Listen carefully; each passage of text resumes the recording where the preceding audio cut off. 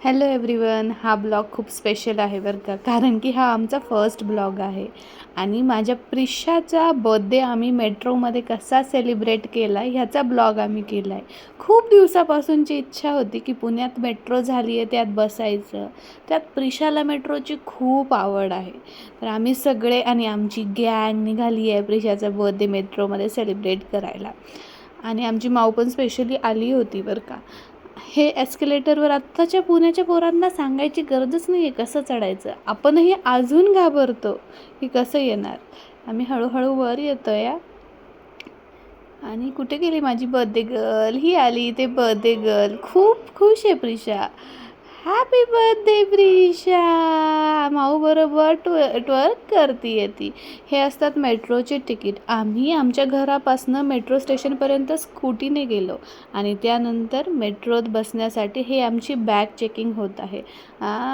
मॉलमध्ये एखाद्या एंटर केल्यापेक्षाही छान ही बॅग चेकिंग झालेली आहे.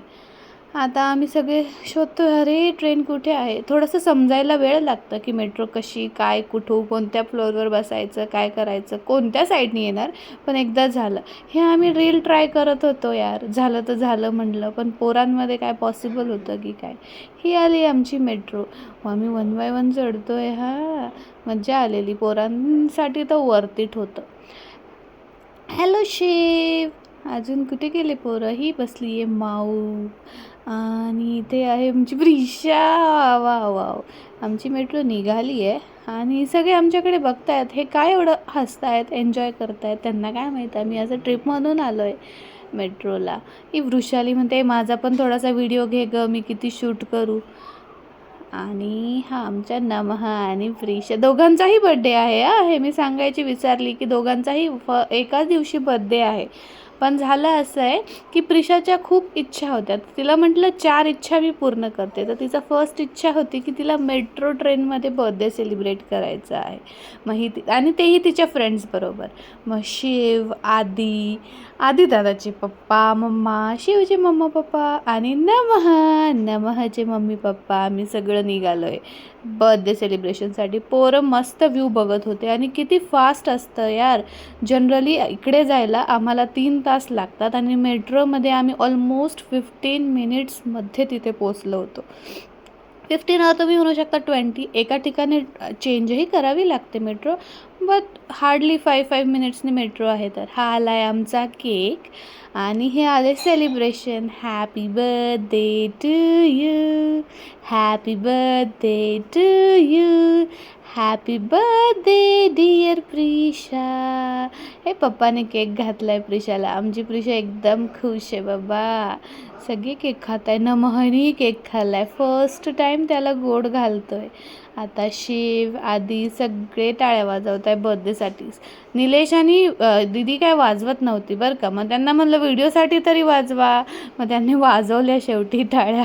आणि सगळे लोक आम्हाला असे बघत होते, अरे तुम्ही काय मेट्रोमध्ये बर्थडे सेलिब्रेट करताय का.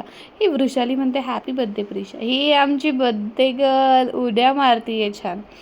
खूप मजा आलेली आहे ॲक्च्युली पोरांना.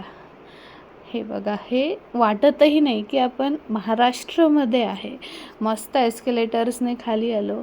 आणि असा प्लॅन झालेला मेट्रोने जायचं तर काहीतरी तर प्लॅन असला पाहिजे. म्हणून आम्ही ऑन द वे ठरवलं की अरे चला तिथे निगडीला एक फेमस रामदेव ढाबा आहे, तिथे जाऊन मस्त डाळबाटी खाऊया. आणि सगळे आम्ही नॉन व्हेजिटेरियन आहे, पण समथिंग व्हेज, कारण की पुण्यात GBCचा व्हायरस सुरू आहे. म्हटलं चला व्हेज तरी खाऊया. ही आली आहे डाळबाटी. वा वा वा, खूपच चविष्ट होती. गुलाबजामुन तर एका लाडू एवढा मोठा होता, बट्टी एवढाही म्हणू शकतात. सगळे बघतायत यार आमचं कधी येणार. नमः माझा बिचारा झोपून गेलेला. त्याचा नॅपचा टाईम झालेला. त्याचा एक नॅप स्किपही झालेला. आमच्या गप्पा काय संपत नव्हत्या पूजा आणि माझ्या. शिव बघतोय मस्तपैकी मोबाईल आणि हे बघतोय यांच्या डाळबट्टीची वाट. आली भागवतची आली आणि निलेशची डाळबट्टी आली. ताकही असतं बरं का त्यासोबत. आणि ही पूजा मस्त एन्जॉय करते. हे आम्ही सगळे एका माणसाला सांगितलं प्लीज आमचा फोटो क्लिक कर यार. आणि ही आमची रिटर्न जर्नी आहे. आम्ही परत निघालो. पोरं थकलेले, पण प्रिशा ती कधीच थकत नसते. ती मस्त लटकत होती बायसेप्स. हे आदी आणि प्रिशा मस्त एन्जॉय करताय, राऊंड अँड राऊंड फिरताय. नमः त्याचे डोले शोले बनवतोय.